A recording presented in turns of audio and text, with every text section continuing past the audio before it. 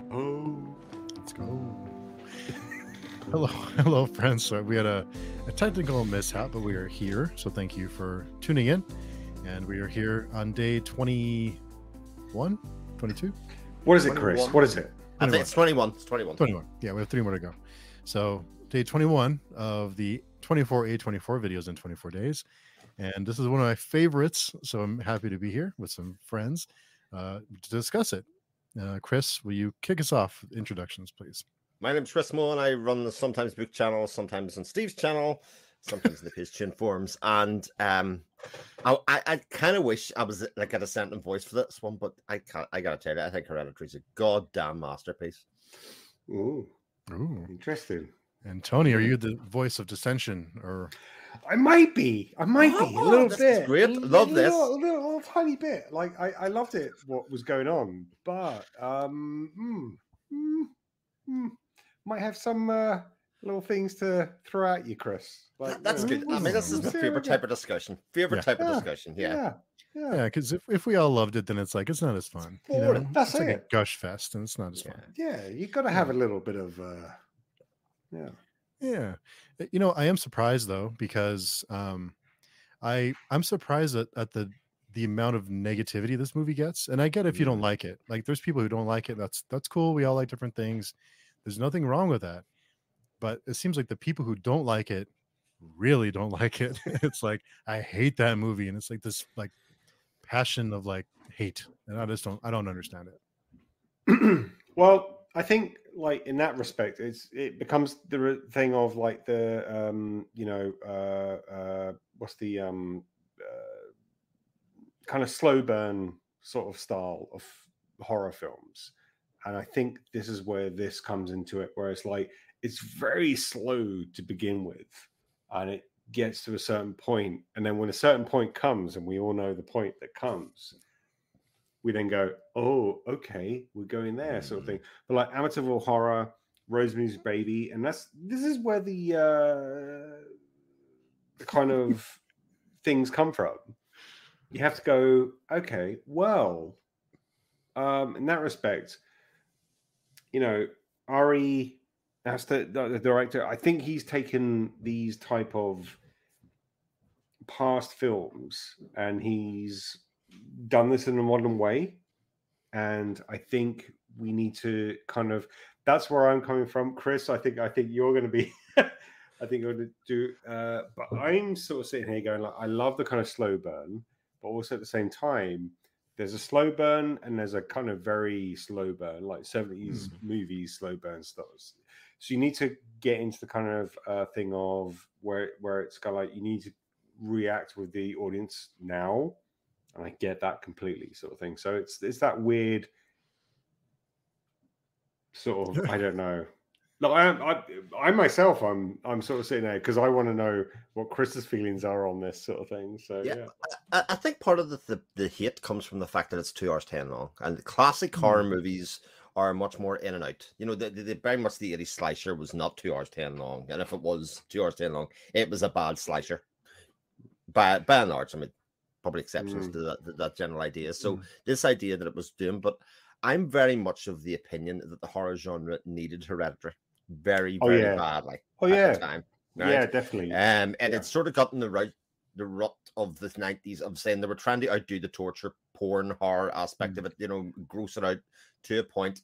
And certain filmmakers, Astor being one of them, you know, Robert Eggers, I would say, is another one. Jennifer Kent would be. These people were trying to say, look, we can do more with the horror genre. Horror genre can be about storytelling again. You know, it can be really about taking it back and taking you in the journey. And a lot of traditional horror fans just ain't gonna like that. That is not what they're there for. They're there for their 90 minutes popcorn movie. Let's see some deaths. Let's see some whatever. And let's be honest, the deaths that in here are deeply personal. I think a lot of the deaths that happen in this movie you really affect because you're made to connect with the characters, or made to feel sympathy for the characters, or in some cases just be kind of going, "Oh my god, did that just happen?" And so that'd be different. Yeah. Film blogger Sam is here. Hey Sam, thanks for coming by. Hello, Good friend Hereditary. Sam. Yeah, it's probably the best horror film since 2000, in my opinion. I think I would agree, Sam. Yeah. It follows up with as a family drama with supernatural horror as something to exaggerate its themes of mental illness, grief, and dysfunctional family dynamic. The grief is probably my favorite part of this one. Just like, oh, so good. Well, that's I mean, like, let's get into it, sort of thing. So every member of the family has their own thing, right? So Toni Collette's character, she's like a very, if you want to call it, like, control freak, right? She's got her own like diet. What do you call the like the not the not diet? What's the word I'm looking for? The little miniature style things. Oh, like the dioramas. Dioramas, yes. Diorama, that's the one. Yeah, so she's got this thing that she's got her whole, like, that's her life, right? Sort of thing. Gabriel Byrne, like, he's the more like back, sort of just everything's okay sort of thing, everything. Then you have the kind of stoner sort of like son, son, and then you have the girl, the daughter, who is just like, there's this weird thing, and this is what I really loved about this. It's like, you don't really know, like, the daughter is like, what's going on with her, sort of thing. You don't really know, and that's what I love about this whole thing. Is like, it's this kind of like sort of premise of where she's got this weird thing with her. Is it a aunt or a great aunt, grandmother, or grandmother sort of thing? Yeah.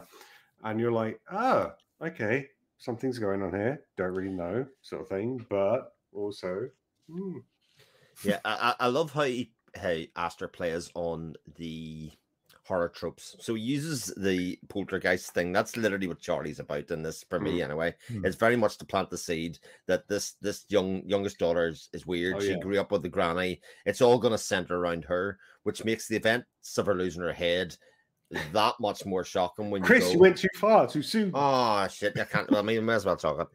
Get it out there now. But it kind of, that's where he kind of subverts that. This isn't just exactly what you're thinking about. Yeah. This child is weird, but she's still a presence throughout the rest of the film. You know, they all seek to connect with her in some way. Peter, obviously, because he feels the massive guilt that he does. You know, the fact that Annie has lost a mother and now a daughter in such short space of time, and then you've got this mediator father who just wants to keep the family together. I mean, that seems to be his only function, or what he wants at a certain stage of it. But I actually like the fact that he ends up not being a patsy at the end. You know, he does kind of at a certain point go, look, we need to sort this shit out. You know, he's not just a bystander the whole time.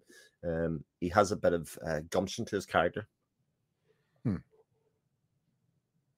Yeah. I forget the name, the model. I forget, what did you? I'm going to mispronounce it. Diorama. That is kind of I feel it's kind of the way that the cult sees the family, because they are observing them the entire time. So it's almost like you're getting a view of they're being watched the entire time. So the cult is watching them, and they are a little diorama for the cult, who is kind of setting things in motion, because everything that happens was planned. It's plotted. I mean, the telephone pole has a symbol on it. All this stuff is, the animal in the street. It's a little convenient sometimes, but I mean, who's going to predict that? But there's other powers at play. So, but yeah, I love the cult aspect of it, that the cult is the creepy people smiling at the funeral and, rubbing her lips, and the friend who came and teaches her how to do the seance. All that is a whole nother layer of, danger for the family. And the fact that even by the end of the movie, you're not 100% certain who was actually in the cult from the start. I mean, that's really the I think that's the real beauty of, I would say, modern horror movies, where they kind of just leave this out here, intentionally leaving it blank, a bit like, the other films we've discussed, to kind of say, like, you can have your own view of what happened here. This is absolutely fine. You can have your own ending. It's not, I haven't totally laid it out. There's probably a likely outcome. I think we may all come to the same outcome, but it's not totally laid out of who is a pawn and who is as a player in this. Yeah, no, I agree. Like, you know, the whole fact is that the grandmother is like, you know, with sorry, what's the name? Charlie, Millie Shapiro's character, who is like, you see throughout the whole thing, she is meant to be like this kind of like, oh, grandmother loved you and all this kind of stuff, and like she's doing the kind of whole like, you know, all those kind of like things, and then she dies. You know, spoiler alert, sort of thing. But like, and then then it comes to the younger brother sort of thing. It's like it seems to be like this kind of weird, almost like you know, in that respect, sort of like weird way of like saying like, hey, we didn't get this one, so we're gonna now protract it onto the other brother or sister or all that kind of stuff. And the family link of what's going on here is it's really, but it's done in a kind of way that doesn't make you like, you're sitting there like, because I was watching it, I was like going, oh, I don't really know. I think that's the whole point, like you don't really know what's going on, because it's not like a, like with, for example, the you know, the horrors of yesteryear sort of thing. It's very like, hey, this force is coming down into this person, all this kind of stuff. The Amityville horror, for example, that's the only kind of way I can describe it. It's like a force that's not really known, but then somehow subtly put into people, and that's the only way I can describe it. So Toni Collette's character, she's, you know, doing these dioramas of how she feels her family's acting at the moment, all this kind of stuff. That's fine. Gabriel Byrne's character is like meant to be like the kind of like, hey, I just want everyone to get on sort of thing. The younger, he's like, hey, you just want to just smoke some weed and get away from this. So it's all very like, you know, you get these kind of like family instincts, which I, sorry, pardon me, which I completely get, but it is done in that kind of like Amityville's horror way of like these very slow burn sort of style of thing.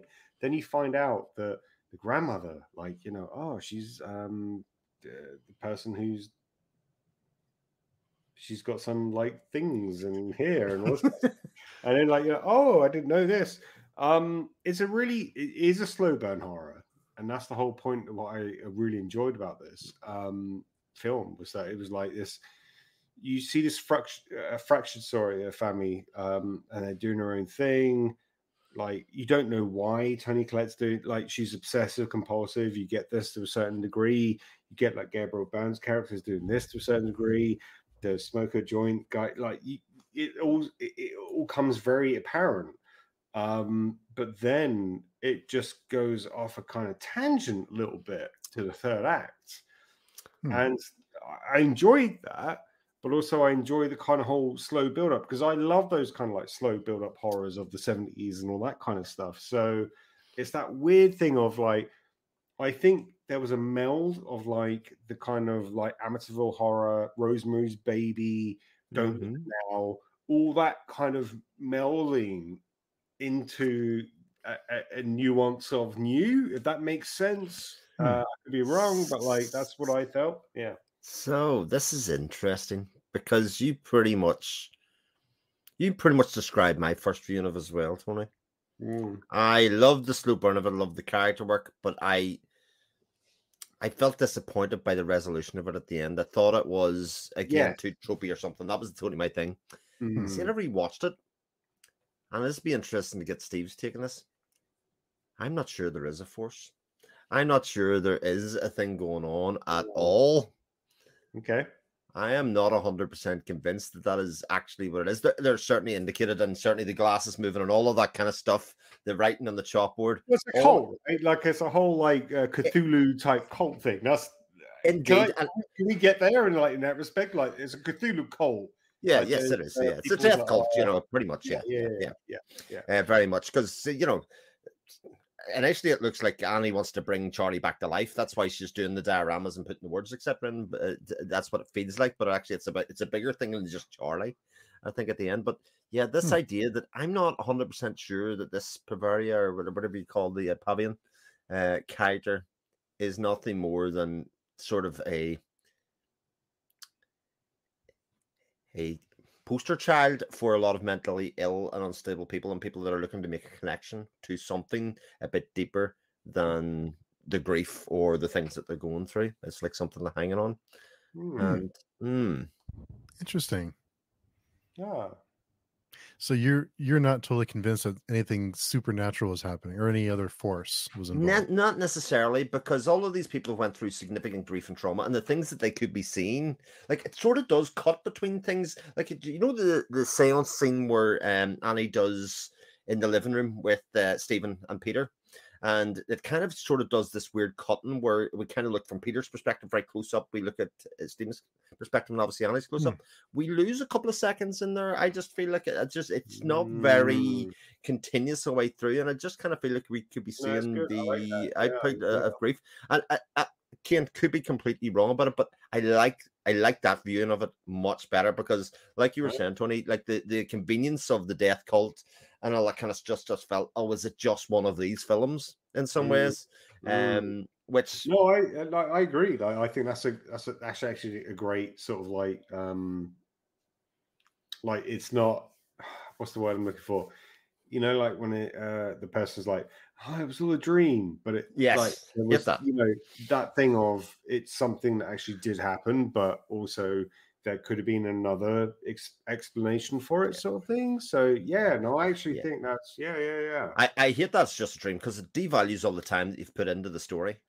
No, right. But like but it also at the same time for the story that this is it does actually work with it, sort of thing. It's like, the whole point where I can't remember off the top of my head, sort of thing, but I think the whole like horror element then comes in when Toni Collette's character goes into the room and like there's the being on the sort of like the in the corner of the room, sort of thing. That's when things start to happen, right? And it gets like, that's why I was talking about the slow burn sort of thing, like everything up to that point, up until the point where the daughter unfortunately loses her head.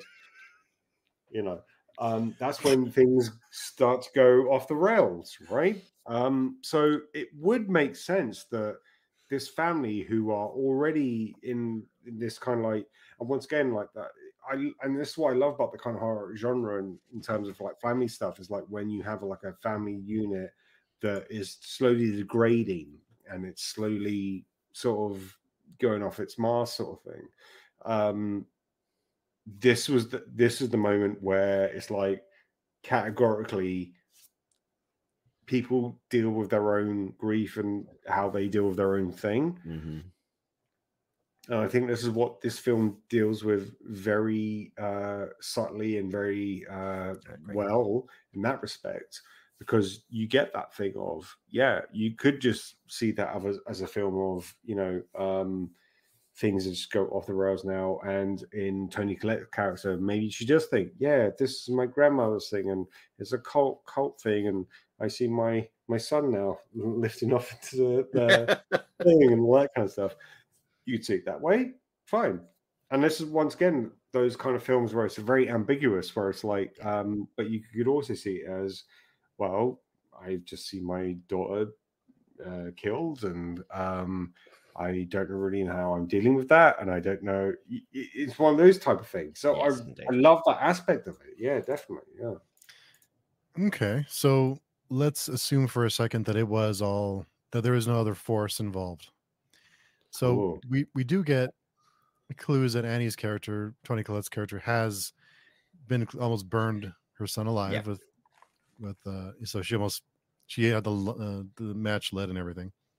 So there's a history there of illness, and there's also her mother, who there's a lot of trauma there with her mother. So thinking back to what could have happened that didn't have some kind of force behind it. So Steve, the Gabriel Byrne's character, he's burned alive, but there's already been a hint that Annie is capable of burning someone alive. Right. Exactly. Yeah. Okay. So that's okay. So let's talk about the seance that they all experienced. And you said, like you said, Chris, there are some cuts there that are kind of strange, but also Joan and Dowd's character, I think she plays a big part in what happens because she's the one who kind of encourages her to do the seance, and that's what invites the force in, if there is a force. So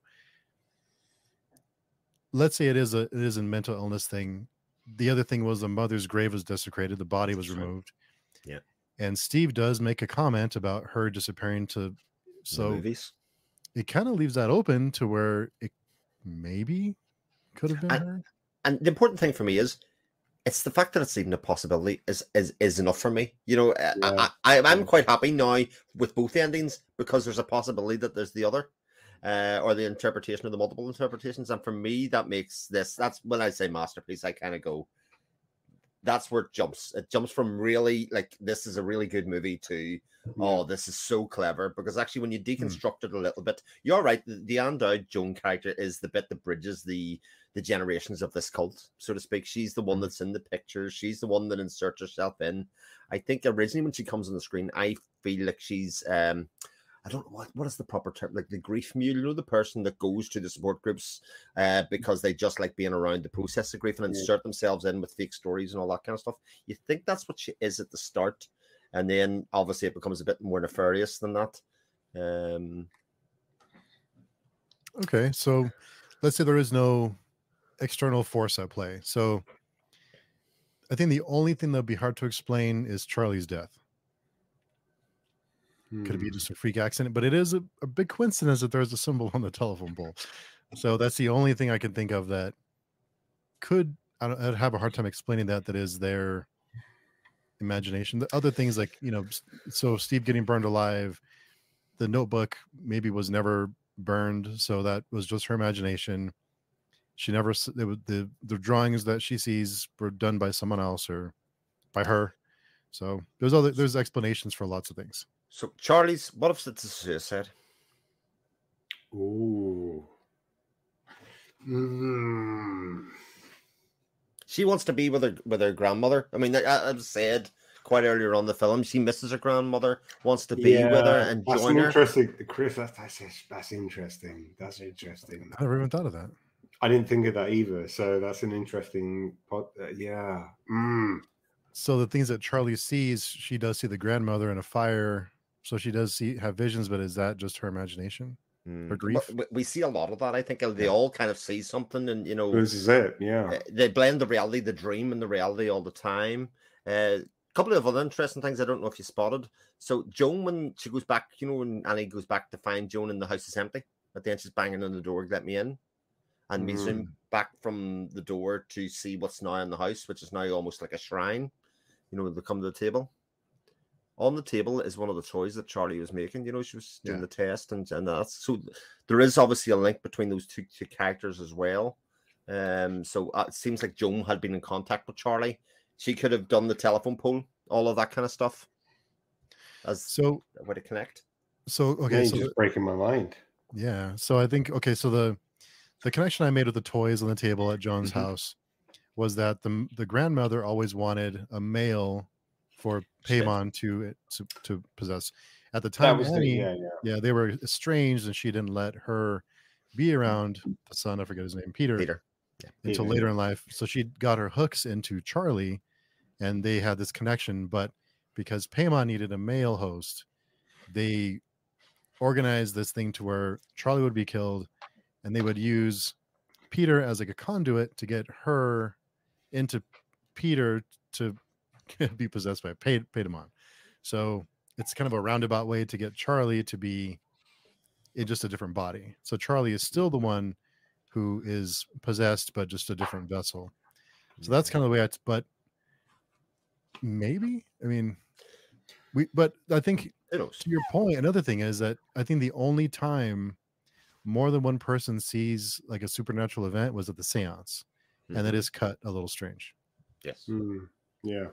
Like even the bit where Peter's getting chased through the house, you know, by the figure that appears kind of in the doorway. And I kind of, this is a film when I was watching it, like screams to be out in 4K. I need to see this in 4K because that extra little bit of clarity and detail will help me so much more to make my mind up about exactly which side of the fence did it fall on, you know, what we actually see, who it is that we actually see, all of those things. We kind of only really see that from his perspective, even though it's behind him, if you know what I mean. It's only really, he's the only person confirmed in the room because obviously Annie's in the corner, but again, it's not very clear that it definitely is her. And then it looks away and blinks back and she's gone, you know, and it could be in the door then. So like, oh, it's just so cool. But that's what I loved about it as well. Is like you can't really dictate what someone is seeing. Like it's that unreliable narrator sort of like aspects. Like you can't really say like, oh, this actually happened. Mm-hmm. I mean, there's one particular scene we know exactly what happened. That involved a pole pipe sort of thing. But those type of things where that's what I loved about this to a certain extent, where it was like, hey, I think that was almost part of it as well. Was like the kind of like the adults in this sort of story are like, hey, we know what we're doing, sort of thing. And then the children are the ones that are effectively kind of like, I don't know what the word is. I'm trying to, like a Greek mythology sort of thing. Like there's almost like a Greek like thing of taking the sins of the fathers or anything like that. I'm maybe looking too much into it, sort of thing. Well, but no, you're right. Like even for any of us that have kids ourselves, we want the kids to do what we didn't do. Fulfill. They all have those. They carry the parents' hopes and dreams a lot of the time. So I definitely can see that is again another theme within this. But it was like, I mean, at the end of the day, these are all, in my respect, like these are all people that are not wanting to deal with certain things in their life very well. You got Toni Collette's character Annie, who's just like doing these dioramas of her life, but that's her like art sort of thing. And then you got Gabriel Byrne, who's like literally just like, hey, everything's cool, man. Everything's okay. I'm in the family and everything's okay. Like Gabriel Byrne, like, oh man, I wanted to give him like an award of like just being like the most chill dad in this sort of like scenario sort of thing. Like, even though he gets burnt later on, literally sort of thing. But like, and then like, the Peter character who's just like doing drugs and was kind of stuff. All he wants to be doing. Party. Yeah, he wants to go to a party. Then he has his young sister there, and then the thing that happens with her is like, it's just like this, almost this kind of weird thing of family life, which, everyone has to a certain extent, but also to the extent of, it's just like, oh no, wow.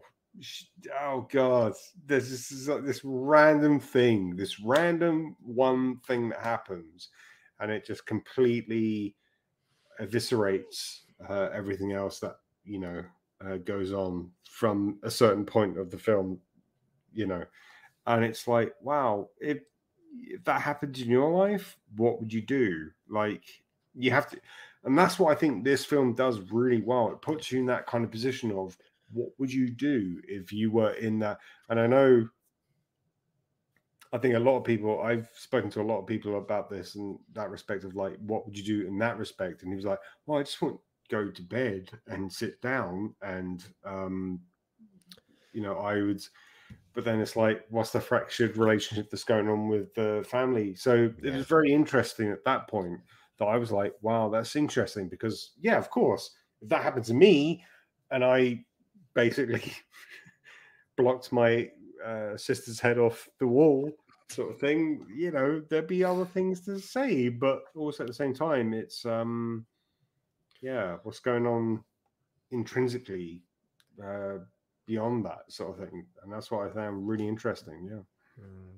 That depiction and the aftermath of grief by the different characters once the head comes off is so powerful within this movie. I mean, Peter's reaction when he kind of walks in, goes to bed, and kind of does is kind of. I mean, it's beyond powerful, but it's also helped by the fact that we kind of think, oh, he's stoned off his head as well, which kind of, we almost project that excuse on him, to kind of say he's like, oh, that's why he's done that. But then the Toni Collette scene where she's bent over in the bedroom is, I just want to die. I want to die. That is, what a scene. Like, truly, you feel the pain of somebody that's already in pain and then had this put on. Like, it's just. But I think the whole thing is like when he's like, you see him go into the room and he's like, he's not sleeping, sort of thing. Yeah. And he hears the mother's screams and all that kind of stuff. I was like, oh man, that's, oh god, that's it's diabolical. Sort of thing. I'm going to admit something though. See when the head comes off. It's funny, right?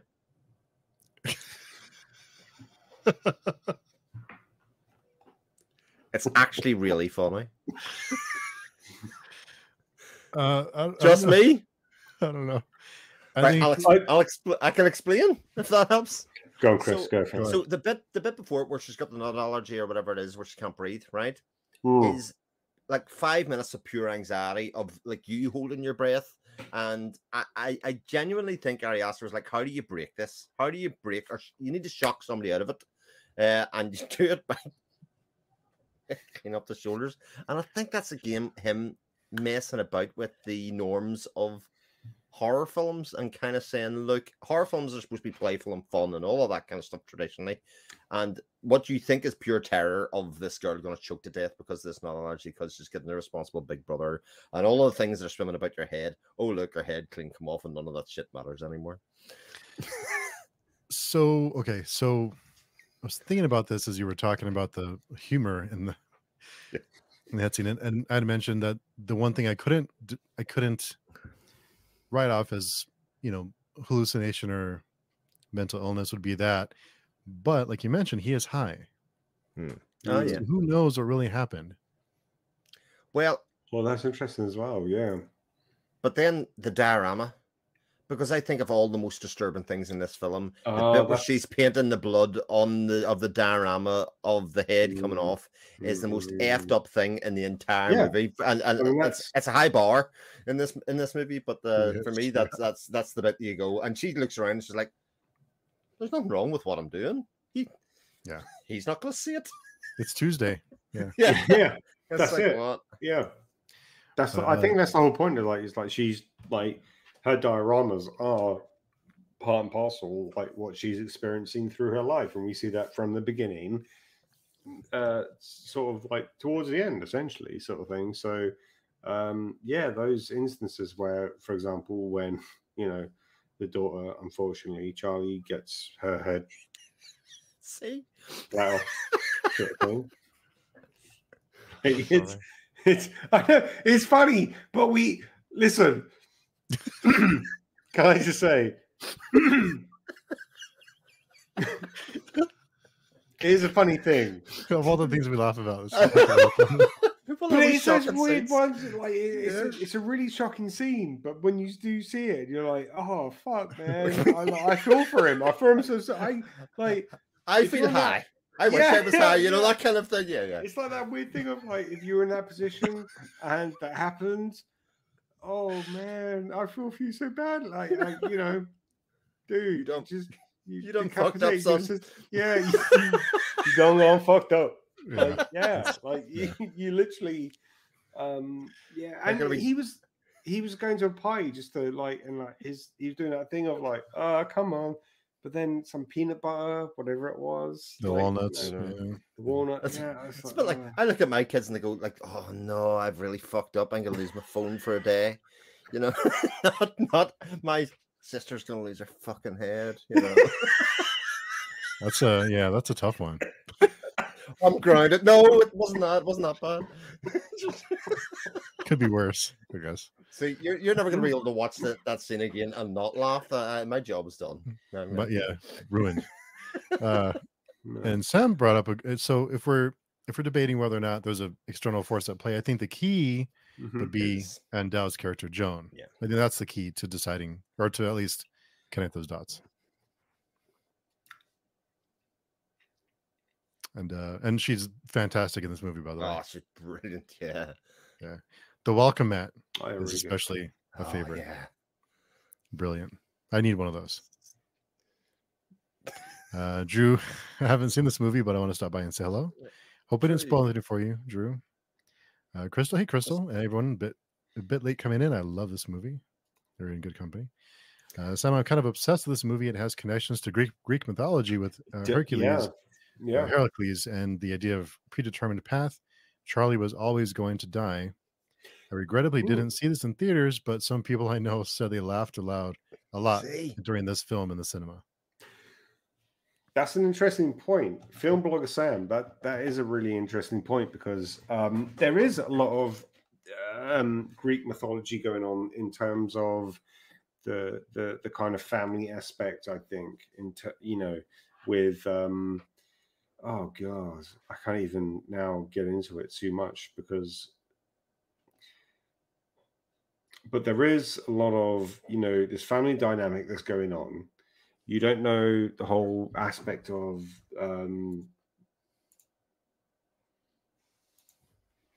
there is a Shakespearean sort of like style of going things. Yeah, does that make sense? I can definitely see that. My Greek mythology is non-existent. So I get that, but then with the supernatural element, that's what I'm trying to get to. And there is that a lot. Yeah, but isn't there that idea of like there only are so many stories? And we repurpose and retell and reuse and kind of take archetypes and tropes, and in this case, I would say mesh them together. They did really well, yeah. I think, no, I completely agree, sort of thing. I think Hereditary did it very well, to the point where then you had, so they were looking for the girl for the thing, and then it was like, hey, unfortunately, she died. So now we're going to the boy, and then Plan B. Yeah, exactly. And then what happens then? So I like that element of it as well, but it was also very you didn't know what was going on to begin with. Like you saw these little things, like with the what's her name, Charlie sort of thing. Like you saw these things where it felt like it was being in a kind of ritualistic sort of way made for her, and she was dealing with it, if that makes sense. Like she knew what was going on, even though she didn't really know what was going on. Does that make sense? Yeah, it does. Like she was like with the whole I mean, I loved her, the actress, that she did it so sublimely well. Like the what's the thing? So good. Wasn't it? So good. Great sad anxiety because of the strength of the performance. Like it really was. Yeah, but she did it so well. And then when the death came out, it came out of nowhere, and you didn't realize it. And then it was like blah blah blah blah. But then when it was like, oh, she's not the chosen one. Sorry, we're gonna have to go to the next person that's on the lineage. If that was in the picture, makes sense. Yeah, exactly. So it's Chris sort of thing. And then he's like, what's going on? Yeah, it was really well done in that respect. Because it then becomes like a bit of a kind of sort of horror 70s style thing. I don't know what's going on here, sort of thing. So yeah. And to Sam's point, I think Tony mentioned this about Greek mythology in Peter's class. Towards the beginning of the film, they do talk about predetermination and whether or not we have agency or we have a choice. Is it better to know our fate than to not know, because there is no, you don't have an it's your destiny, basically. So it does hint around at that it is destined. He is destined to die, or Charlie was destined to die. It was all predetermined path that they're just rolling along on. Yeah. What a result of Plan B, though. Imagine Peter being your savior. Like even his face at the end when they're kind of crowning him is just says everything. Bless them.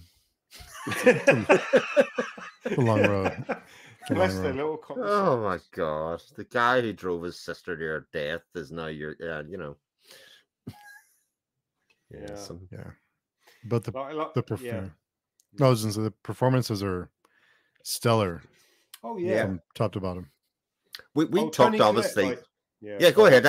Tony. No, I was just gonna literally, we haven't really talked about the performances. Like we haven't talked about the sublime sort of like Gabriel Byrne, for example. For me, is like I've always seen him in like terms of like older films and stuff like. And for him, in this respect, he's like taking such a back seat, but he's done it so in that way of like Gabriel Byrne, of like just being this kind of character who, you know, is just like. But then Toni Collette, for example, who, you know, I've seen her in like fucking like it was just like a weird mishmash of like different characters, different actors come together and like just doing their best. And Toni Collette, great performance. Very, very good. Unbelievably good. Yeah, unbelievably. Yeah. Really, really good. The thing I would say, we talked about this when we were talking about Midsommar and talking about which one we thought was better. And until this rewatch, I was kind of starting to doubt, God, are they on a par? But the big difference between the two of them is the level of performances. I think just the having the Gabriel Byrne as a supporting role and not the freaking wet blankets that we had in Midsommar. Ooh, Chris, shots fired. And I really like Florence Pugh, but Toni Collette should have got the Oscar for this. That absolutely should have got the Oscar for this. This is one of the most stunning performances I can think of in memory. Toni Collette, Florence Pugh, in the same sort of monument. Make them make a film. That's what I'm saying. Yeah, I think I think what hurts Midsommar with the performances is the bigger cast. I think there's more that can go wrong. The casting for Peter, though, I'm not sure.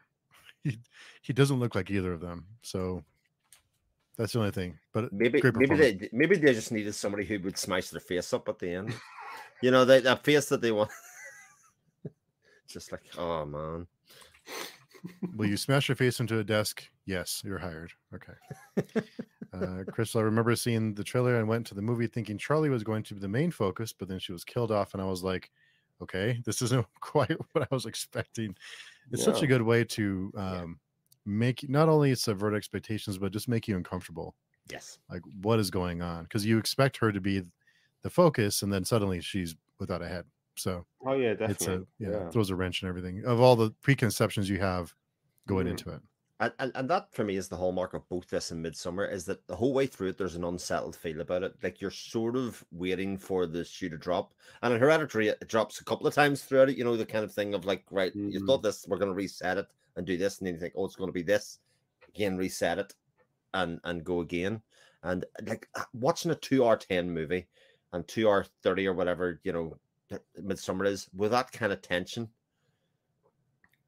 it's both hard and rewarding at the same time. It's like so hard to get that right, so difficult to be able to keep going up and down and managing your heart rate.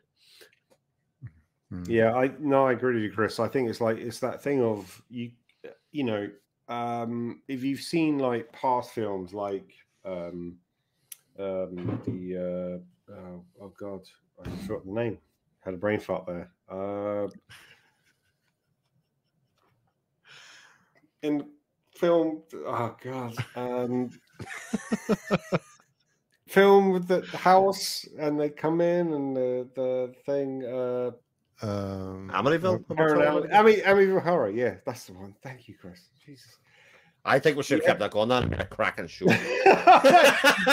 you could have had an amazing amount of films. It was the hand actions. It was like, you're old enough to know. Give us a clue, Tony. He's going fishing, or what? Well, you have those type of films where it's like a family sort of descends into madness, or whatever it may be, sort of thing. It's very easy to kind of like go, hey, you know, but with this particular film, it's so like insular, if that makes sense. So you have the Toni Collette character who's doing this, like she's very, you know, consistent with her little dioramas and all that kind of stuff. And when you have like films like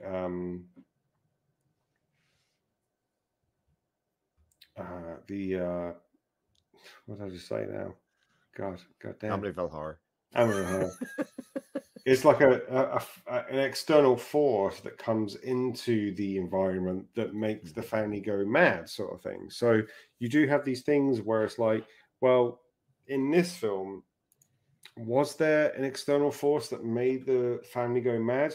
No, it was more of a kind of like external force of the grandmother being part of a cult, sort of thing. Does that make sense? Yeah. So there is almost an element of like, well, there's like a cult, like Cthulhu, like thing of we're all going to sit here and bow down to this god and all this kind of stuff. And I think that's where in the third part of the film that went a bit off the rail for some people. Yeah. And I can understand that. I can understand because the two halves of the film is like, it's almost like a weird Philip Marlowe sort of style of documentary. Like, what are we trying to find out about this? It's a family drama. We don't really know what's going on, but also, and then in the last half, it just becomes this like really weird cult like thing. And it's like, that came out of blue sort of thing. That was a bit of a curveball. What do you guys think about that? Oh, Crystal's commenting on the ending. I love the ending of this one. It just went for it. We're going to behead everyone and summon a demon god entity, and we're going to show it all. Love it. So, what do you think about the third act, Chris? The third, like I say, initially, I thought it was a cop out the first time I've seen it. I just didn't. It's not where I wanted the story to go, and often as a viewer, when the story doesn't go where you want it to go, you kind of blame the movie for that rather than ourselves, and because it was our expectations. No, I agree. But and you know, I still wish they hadn't done the treehouse scene in some ways. I wish they'd done it and actually stopped it when they showed the room. Like, we don't need to see him standing there with that dumb look on his face, because, as you say, if there is a weak part of this film, I think it's his performance and just him in general. And for him to be the point to end it on. Do you mean like that he wasn't then chosen as the next successor, sort of thing? Or again, leave it blank, or just don't even show us. It just shows that the treehouse, the treehouse we thought was built for Charlie, to live in, but actually probably always served a deeper purpose, along the ways. But him going up and then seeing some of the scene of the way that they set the room, even without the people. I know they kind of do this kind of slow pullback. It's kind of in close, and then you just see like outlines or bits of people from doing it for a lot of it, and it kind of develops. But I just kind of wish that bit wasn't so on the nose, if that makes sense. I could have done maybe without knowing that it was so many people, or give us with the feeling that it was this family, Joan, and a couple of others maybe, without it kind of being this. I always got the feeling it was like the whole town was in the joke or in the story then, and I just felt I didn't like that much. Interesting. Okay, yeah. Sam commented, the floating headless Annie into the treehouse is iconic. That's awesome. I mean, there's so many great scenes though, aren't there? Like even where she's kind of sawing off, doing that, but it's just so good. Yeah, Crystal, the part where Annie cuts off her own head is an image that I'll never leave my brain. But I don't know about you, but was it instantly? Did you all know exactly what was happening for the first couple of seconds when you seen it? I was just kind of, that's right. So it was like, what is happening? And you're like, oh shit, right, okay. And it's not looking her face that you kind of go, oh, this is cool. I kind of wonder if they added the last minute or two, because the portion you said was a little on the nose, and it does deviate a little bit because it's always leaves a lot of things vague. Yep. And even the horror is horror, but it's not as connected to the story, I guess you can. So at the end of it, I kind of wonder if they added that in so the people who are confused about what was going on can just say, this is what this was about. Kind of like, so people wouldn't walk away saying, what the hell was that? Like, I don't know what happened. I don't know what it means. There's a headless body and then it cuts to black. Like, yeah, that's exactly what I feel about it, because it feels like it was focus tested, and people were like, "Oh, we need to add another little bit in," and that's to me, it didn't need it. It kind of took something away at the end because it gave me a bit more than what I wanted in terms of closure. I would like it just to be a bit more vague or a bit more like, well, just like I described, to be perfectly honest. Crystal comments, no, I'm pretty sure I audibly gasped when I saw what she was doing. Fucking awesome scene. Like the whole sequence is very good. Yeah, it's a very good, like, yeah. There's so many like different scenes that you're just like, oh, wow, that's great.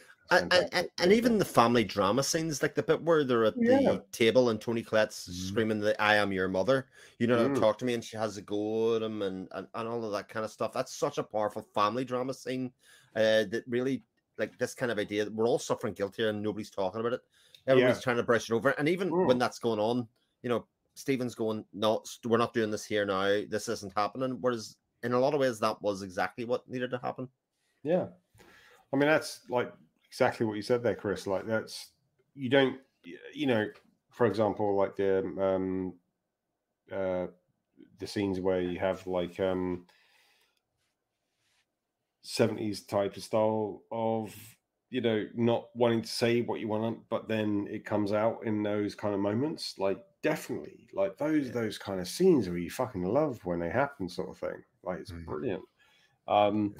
Because it is the best type of scenes are ones what you like, you're talking about something, but the subtext is something else. And that's, and that's what I think Hereditary had completely off the bat, sort of thing. Like the whole, like where she's like doing her like little models and all that kind of stuff, where she's like doing her what's going on in her life right now or something. Yeah, that was brilliant, sort of thing. Yeah, it's almost like therapeutic for her because we do get a lot of insight on her life and her history from her work. Yeah, definitely. Sam comments, there's many hidden cultists in scenes towards the end. There's a great Reddit thread feed of all the shots where people are hidden in the frame. Oh, there are a few of the play I noticed, like standing around the playhouse, and there's some other scenes of them watching. You see their breath, the steam out of their, you know, breathing in the cold. But yeah, there are lots of very dark, hard to see moments. I'm sure there's more that I didn't notice the first time. That was 12th time that I've seen it. 12th, really? I've probably seen it a good 10 times. Wow. It's my comfort movie. Love that. That's 2 hours 10 stress ball is your comfort movie. That says makes me feel good. More accurate things about you than maybe anything else. It's very telling. Yeah, I have issues apparently. It just I know it sounds strange, but all the things that it does well, just really appreciate it. But what do you both think about the hate? This, like, I've heard it's pretentious and it's, you know, like it's too artsy or whatever. What do you think that hate comes from? Because people don't just like this; they hate it. Well, some people, not everyone, but it does there's a contingency out there that really despise this film. No, I get it. Yeah.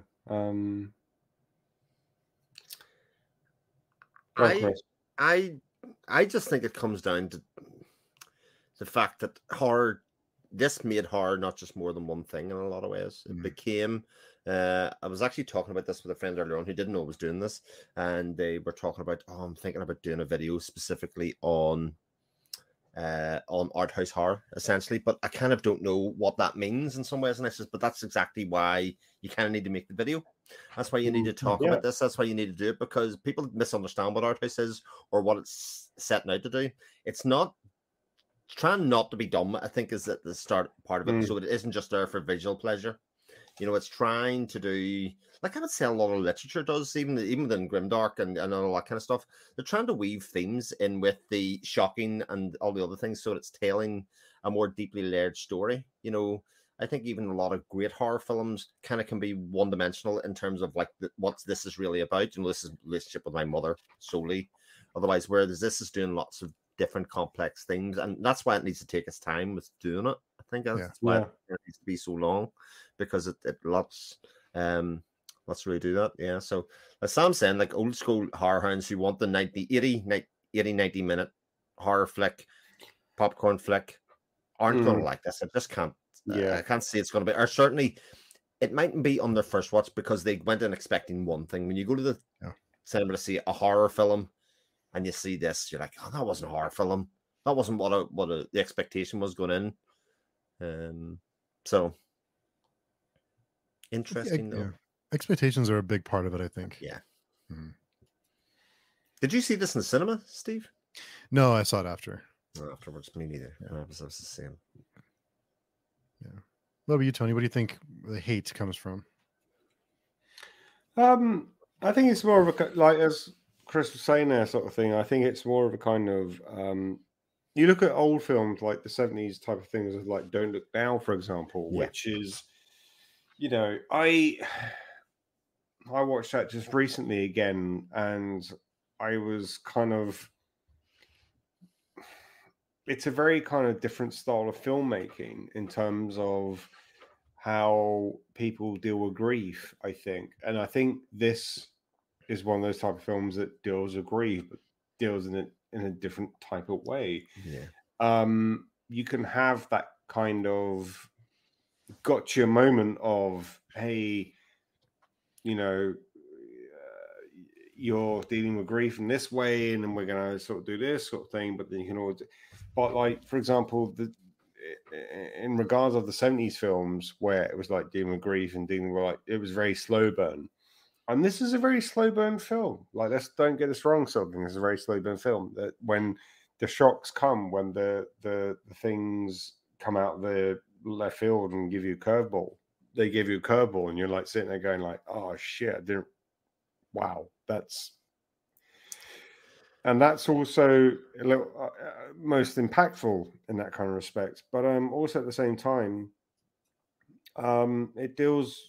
Then it goes into the kind of like Amityville horror sort of like style of thing. So it's a little bit of this, a little bit of that. So I appreciate, like, Hereditary for me is like that kind of film that's almost like it deals with a lot of 70s horror films that encumbers different elements to it, but then also deals with other elements, and I enjoyed it about that.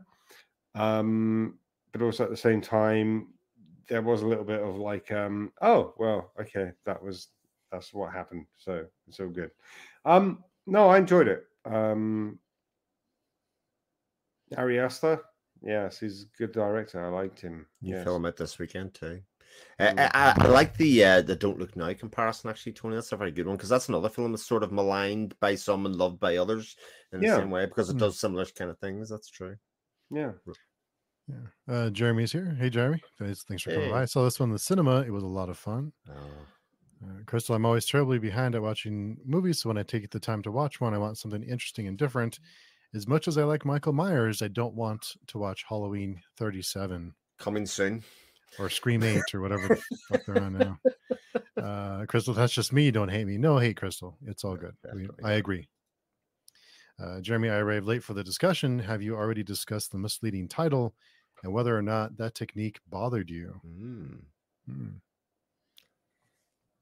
For somebody that reads a lot, a lot of people, for somebody that reads a lot of books, I've only just realized that. Thanks, Jeremy. Yeah, thanks, Jeremy. You have a way of making us all feel stupid, but no. So Hereditary, I guess it does. I don't know. What are your thoughts on that, Chris? For me, again, it comes down to the reading of it. You know, is it actually hereditary? This kind of this passing down of the mantle of the kingship, if you want, or is it just an invented hereditary nature? You know, is it something that's forced? It's like, I want my kids to be doctors, you know, that kind of thing, and we're going to do everything in our power to do that. Or the Malcolm in the Middle thing, with it spoiling all of Malcolm in the Middle. This was all for one actual outcome at the end. Everything that was done, this will be our legacy, is that our kids will achieve this other thing.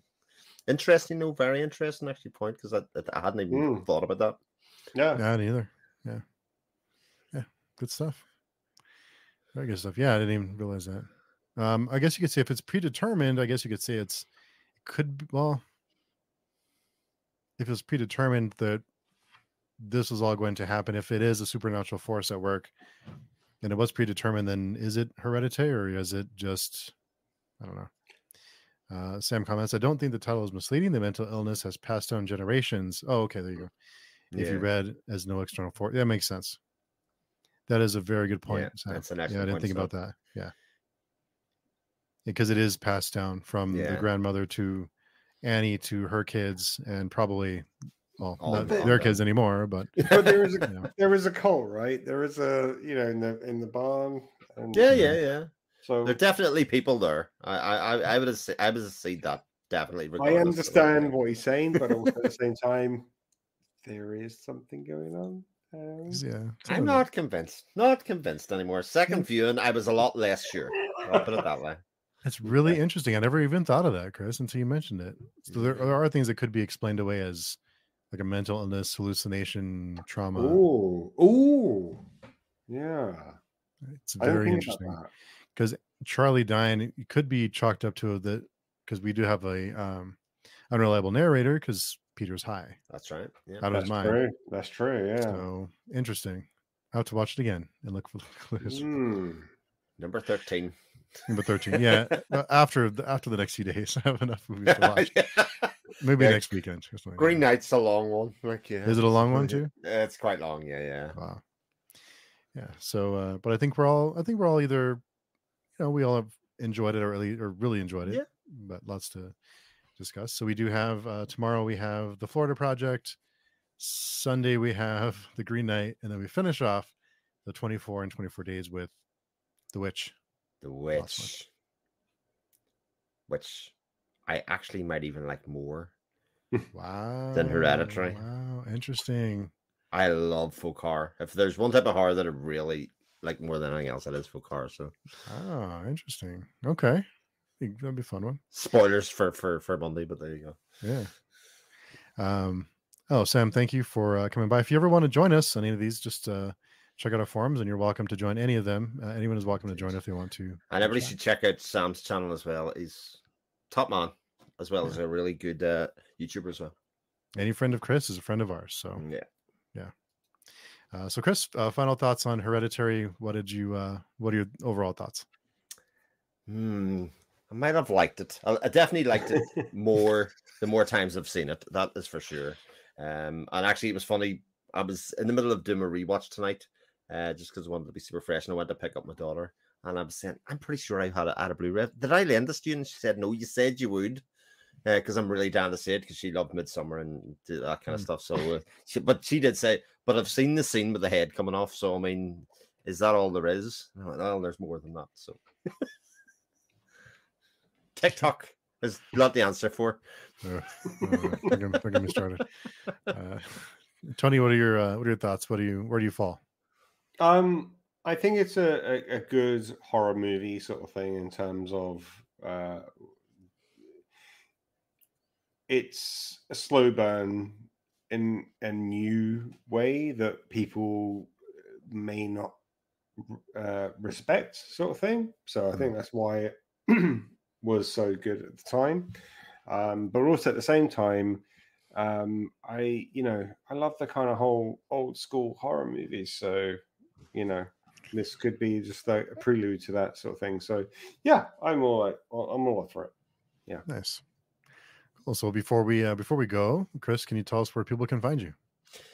You can find me on Steve's channel, more than my own, as it turns out, which I'm more than happy about. That's very kind of Steve to continue let me appear in this. But if you want to find me, if you want to find me somewhere else, I've got my own channel at just my name, Chris Moen, or you can find me on PageGen, and I haven't been on Twitter. And aside from seeing Tony's post earlier on in about a week, so I think that one's passing into the distance of the rearview mirror for me. Chris, I'm the same. I'm not on Twitter at all, sort of thing. Much like Charlie's head.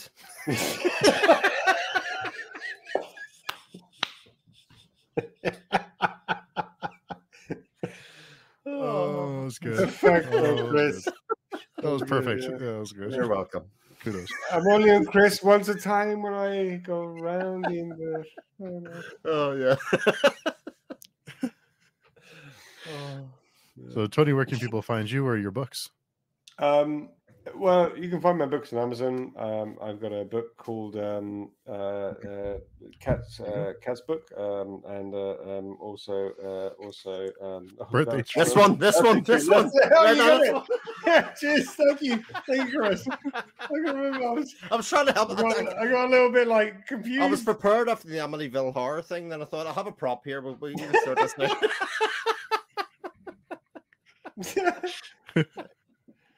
Oh man, thank you. Yeah. Oh, man. But also you got a YouTube channel. Horrible. Horrible. Yeah. Tony does game playthroughs and some movie reviews. More game playthroughs now, horror games. I'm helping him out because it's late in the UK and he's had a long week. A moment of silence for Charlie's Head. I will say, Birthday Treat is a fantastic dystopian, great book. I loved it. Everyone should go read it. It's really good stuff. Very funny, very dark humor, and it left me pretty crushed at the end, if I can say that. I think it's fair to say, in a good way. Crushed in a good. I like getting crushed, so that was fun. As you can tell, stuff that I like. But thanks everyone for thank you, Chris and Tony, for hanging out, and thanks everyone in the chat. I really appreciate everyone coming by to talk about one of my favorites that I have a whole new viewpoint on now. So I have to watch it again. There we go. Yeah. So until next time, like I said, tomorrow the Florida Project, Sunday the Green Knight, and then Monday The Witch. Anyone's welcome to join. Just check our forums and sign up and let us know you want to join us. Anyone's welcome. And we will talk to everyone very, very soon. See everyone soon.